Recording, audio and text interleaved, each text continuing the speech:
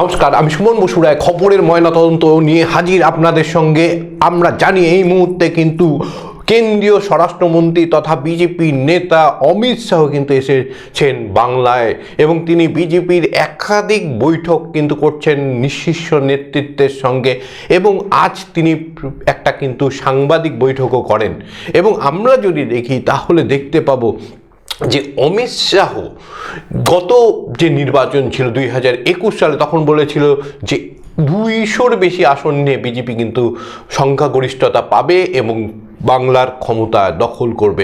আর এবার তিনি দাবি করছেন যে তিনি এবার 2/3 আসন কিন্তু পাবে, অর্থাৎ আবারও সেই একই দাবি 200-র উপরে আসন বিজেপি পাবে।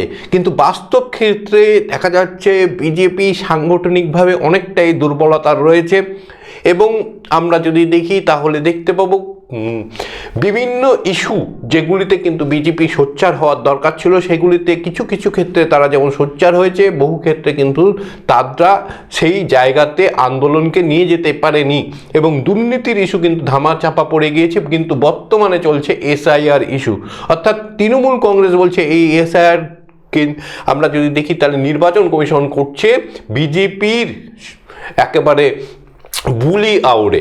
অন্যদিকে যদি দেখা যায় তাহলে দেখা যাবে যে SIR পর্বের মাধ্যমে কিন্তু সমস্ত যে বাকি ইস্যুগুলি ছিল সেগুলি এই মুহূর্তে ধামাচাপা পড়ে গেছে। অন্যদিকে আমরা দেখতে পেয়েছি আজকে সাংবাদিক বৈঠকে আমি যে বক্তব্য সবসময় রাখি, অর্থাৎ আমার যে একটা অভিযোগ বা একটা অনুমান থাকে যে বিজেপির শীর্ষ নেতৃত্বের সঙ্গে কিন্তু তৃণমূলের শীর্ষ নেতৃত্বের একটা গোপন সমঝোতা রয়েছে, সেটা কি সত্যি রয়েছে সেই নিয়ে কিন্তু আজকে প্রশ্ন করা হয় সরাসরি এবং একাধিকবার প্রশ্ন করা হয়েছে। একাধিক চ্যানেলের সাংবাদিকরা যারা সুযোগ পেয়েছেন তারা কিন্তু করেছেন এবং আমি বারবার বলি যে বিজেপি পশ্চিমবঙ্গে হারতে পারে বা তৃণমূল জিততে পারে 7 নম্বর কারণের জন্য। আজকে যখন সাংবাদিকরা অমিত শাহকে একেবারে খোলাখুলি প্রশ্ন করেন, একেবারে চোখে চোখ রেখে প্রশ্ন করা হয় অমিত শাহকে, যে সবাই একটা অনুমান করে বা মানুষের একটা অভিযোগ রয়েছে যে তৃণমূল কংগ্রেসের সঙ্গে বিজেপির একটা গোপন সমঝোতা রয়েছে। এই প্রসঙ্গে কিন্তু অমিত শাহ বলেন যে বাংলাতে একটা কিন্তু অনুপ্রবেশ ঘটছে এবং বাংলা দিয়ে সারা ভারতে কিন্তু ছড়িয়ে পড়ছে, সুতরাং যারা অনুপ্রবেশ করাচ্ছে তাদের সঙ্গে আমরা হাত মেলাই কি করে, এটা সম্ভব না। এই বক্তব্য কিন্তু তিনি রেখেছেন। 2বার প্রশ্ন এসেছে, একবার সরাসরি একবার কিন্তু ঘুরিয়ে, এবং প্রত্যেকবারই কিন্তু তিনি এই দুটি এই যে প্রশ্নটা এটা কিন্তু 2বার যখন প্রশ্ন এসেছে তিনি একই ধরনের উত্তর দিয়েছেন এবং পরের বার তো তিনি সাংবাদিক বৈঠক শেষ করে দিয়েছেন এই প্রশ্নের পর। अमित जी, एक सवाल बार बार एक नैरेटिव फैला जाता है टीएमसी और लेफ्ट के तरफ से कि बंगाल में जितना भी काम कर ले बीजेपी कार्यकर्ता, ऊपर कुछ सेटिंग वगैरह है तो अमित शाह जी और नरेंद्र मोदी जीतना नहीं चाहते। आज पूछता है बंगाल, जवाब चाहे बांग्ला, आप लोग बंगाल को जीतना चाहते हैं? कितना सीरियस है सेंट्रल बीजेपी? देखिए भाई, मैं यहाँ आकर प्रेस कर रहा हूँ। मोदी जी अभी थोड़े दिन पहले सभा करने के लिए आने के लिए निकले थे, जा नहीं पाए। अब ममता बनर्जी कह रही कि हम उनके साथ हैं। अगर उनको भ्रांति फैलानी है तो फैलाएं। भारतीय जनता पार्टी का कोई नेता घुसपैठियों को आश्रय देने वाले के साथ नहीं रह सकता। ये भारतीय जनता पार्टी का सिद्धांत है और हम सब भारतीय जनता पार्टी के कार्यकर्ता से लेके मोदी जी तक कटिबद्ध है कि मूल समेत तृणमूल कांग्रेस की सरकार को हम उखाड़ कर फेंक दें। সুতরাং আমরা যদি দেখি তাহলে দেখতে পাবো তিনি একেবারে সোজা ব্যাটে খেলে সেটাকে কিন্তু বাউন্ডারির বাইরে পাঠিয়ে দিলেন। যে সাংবাদিকদের যে প্রশ্ন ছিল যে বিজেপির সঙ্গে তৃণমূলের একটা গোপন সমঝোতা রয়েছে, কিন্তু আমরা যদি দেখি শুধুমাত্র এই একটা ইস্যু, এই যে বলছেন তিনি যে অনুপ্রবেশ করাচ্ছেন যারা তাদের সঙ্গে আমরা হাত মালাতে পারবো না।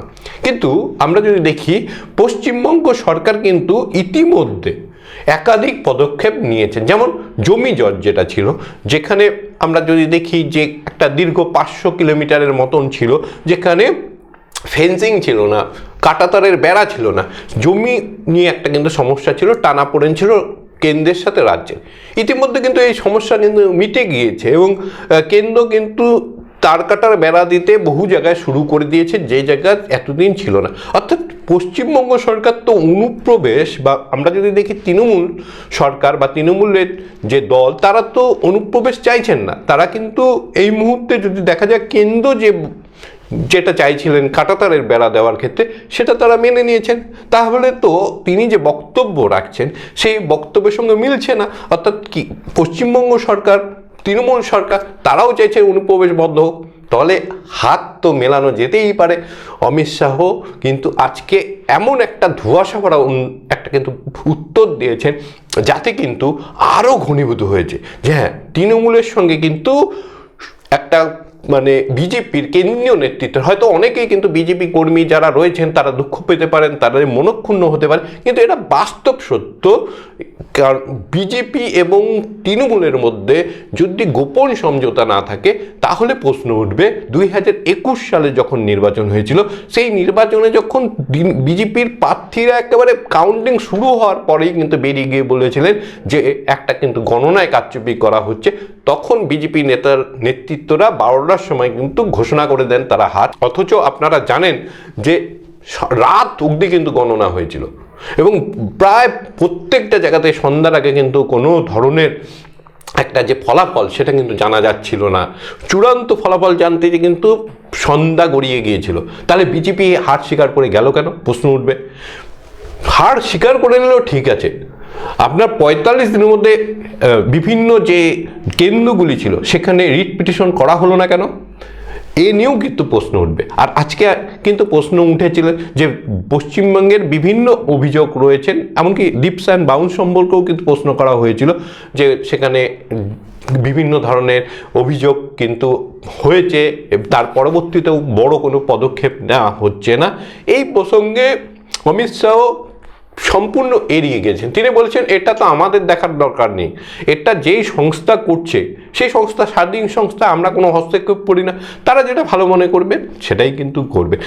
PMLA prevention of money laundering act, हम जानते हैं हमारा देश का काफी कड़ा एक आइन है, जिस आइन के दौरान अरविंद केजरीवाल जी तिहाड़ जेल चला गया, हेमंत सोरेन जेल चला गया, लेकिन यहाँ वेस्ट बंगाल में ईडी कलकत्ता हाईकोर्ट में रिपोर्ट दिया है, एक कंपनी है लिप्स एंड बाउंस जिसका 150 करोड़ रुपया सीज्ड हुआ है, लेकिन उसका मालिक अभी तक अरेस्ट नहीं हुआ। उसका नाम है अभिषेक बैनर्जी, एमसीएमपी, आप जानती है।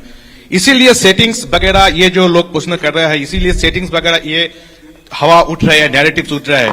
बीजेपी का जो लोअर लेवल का नेता भी है वो भी पूछ रहे हैं कि क्यों अभिषेक बैनर्जी अरेस्ट नहीं हुआ, उस कंपनी का 150 करोड़ रुपया सीज्ड हुआ फिर भी अरेस्ट नहीं हुआ। बीजेपी के लोअर लेवल के नेता का मुझ पर छोड़ दीजिए, बाकी भारतीय जनता पार्टी किसी भी एजेंसी के काम में दखल नहीं देती है।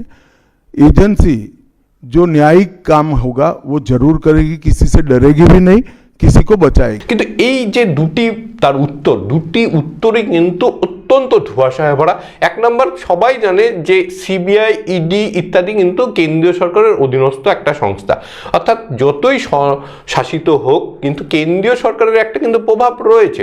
কেননা আমরা এই বিষয়ে কিন্তু বারবার যেটা দেখি, যদি রাজ্য সরকারের সিআইডি হয় তাহলে সিআইডি কিন্তু রাজ্য সরকারের যে আমরা নির্দেশ সেটা কিন্তু মানতে বাধ্য হয়, বা তাদের সেই পরামর্শ মানতে, কেন্দ্রীয় সরকারেরও কিন্তু নির্দেশ বা পরামর্শ সেটা মানতে কেন্দ্রের যত সংস্থা রয়েছে সেই সংস্থাগুলি বাধ্য।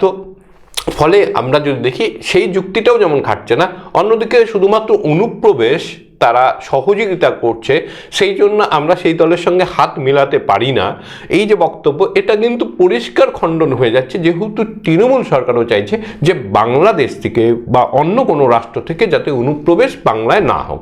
তৃণমূল কংগ্রেস যেটা বলছেন যে যারা রয়েছেন বৈধ নাগরিক তাদের নাম যাতে বাদ না দেয়। আর এটা তো নির্বাচন কমিশনের কথা, এটা তো সমস্ত রাজনৈতিক দলের কথা, এটা সাধারণ মানুষের কথা, যে একজন বৈধ নাগরিকেরও যেন নাম ভোটার তালিকা থেকে বাদ না যায়। অর্থাৎ আমরা যদি দেখি তাহলে দেখতে পাবো সুকৌশলে আজকে কিন্তু অমিত শাহ এই প্রশ্নগুলি এড়িয়ে গেলেন, এবং তিনি কিন্তু তার পরিবর্তে বললেন দুটি তিনি কথা বললেন। এক নম্বর, অনুপ্রবেশ যারা করছেন তাদেরকে যারা হাত মেলাচ্ছেন তাদের সাথে তিনি নামও উচ্চারণ করেননি, তাদের সাথে হাত মেলানোর প্রশ্ন নেই। আর দ্বিতীয় বললেন যে নরেন্দ্র মোদী প্রধানমন্ত্রী, তিনি তো ইতিমধ্যে বঙ্গ সফরে শুরু করে দিয়েছেন, ভোটের প্রচার শুরু করে দিয়েছেন, যদিও তিনি নামতে পারেননি বিমানে, যেহেতু সেদিনকার আবহাওয়া অনুকূল ছিল না, কিন্তু তিনি তো এসেছিলেন বা ভবিষ্যতেও আসবেন, তিনিও আসছেন।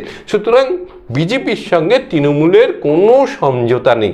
এটাও কিন্তু একটা আমরা যদি বলি তাহলে বলতে পারবো এই যুক্তি কিন্তু খাটে না। কেন, আমরা যদি দেখি যে কোনো নাটক যদি হয়, সেই নাটকের আগে যে রিহার্সাল হয়, রিহার্সাল কিন্তু খুব ভালোভাবে করতে হয়, এবং রিহার্সাল যত ভালো হবে নাটক কিন্তু তত ভালো মঞ্চস্থ হবে, বা যত ভালো আমরা কিন্তু রিহার্সাল দিতে পারি একটা সিনেমা তত সুন্দরভাবে কিন্তু উপস্থাপন করা সম্ভব হবে। সুতরাং আমাদের যেটা ব্যক্তিগতভাবে মনে হয়েছে বারবার বিভিন্ন যে ঘটনাক্রম, তাতে কিন্তু মনে হয় যে তৃণমূল এবং বিজেপির মধ্যে একটা গোপন সমঝোতা রয়েছে। সাধারণ মানুষ এটাকে বিশ্বাস করে, কেন নাইলে এত দুর্নীতির অভিযোগ, এত ধরনের অভিযোগের পরেও কিন্তু বিজেপি সেই ধরনের আন্দোলন গড়ে তুলতে পারেনি। এক, 2 নম্বর 2021 সালের নির্বাচন যেভাবে পরিষ্কার কিন্তু গণনা কারচুপি চোখের সামনে ধরা পড়েছিল, অন্তত বিজেপির যারা প্রার্থী ছিলেন তারা ঘোষণা করেছিলেন, এমনকি বর্তমানে যিনি বিরোধী দলনেতা শুভেন্দু অধিকারী তিনিও কিন্তু 5ই মে 2021 একেবারে পরিষ্কার বলেছেন, যেদিনকে মুখ্যমন্ত্রী মমতা বন্দ্যোপাধ্যায়ের শপথ গ্রহণ অনুষ্ঠান ছিল, তিনি পরিষ্কার বলেছেন গণনায় ব্যাপক কারচুপি হয়েছে, আমরা আমাদের শীর্ষ নেতৃত্ব নিশ্চয়ই এ বিষয়ে একটা পদক্ষেপ নেবেন। কিন্তু পরবর্তী সময় কোনো পদক্ষেপ কিন্তু দেখা যায়নি।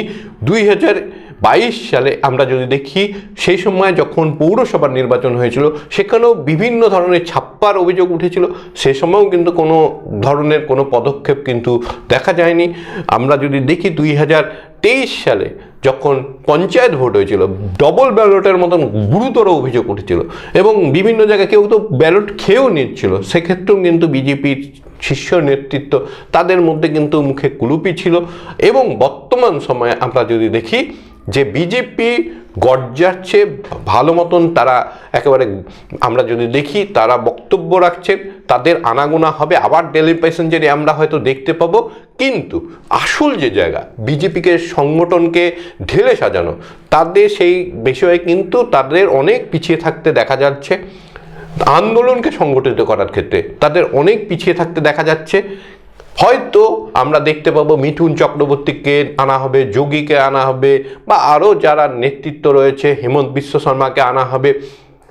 এবং আমরা যদি দেখি তাহলে দেখতে পাবো নরেন্দ্র মোদী বারবার আসবেন, আমরা যদি দেখি অমিত শাহ বারবার আসবেন, তাহলে তিনি তো এখানে একটা বাড়ি নিয়ে তার এখানে ভোটের সময় একটা কিন্তু পরিকল্পনা রয়েছে, এমনটাও শোনা যাচ্ছে।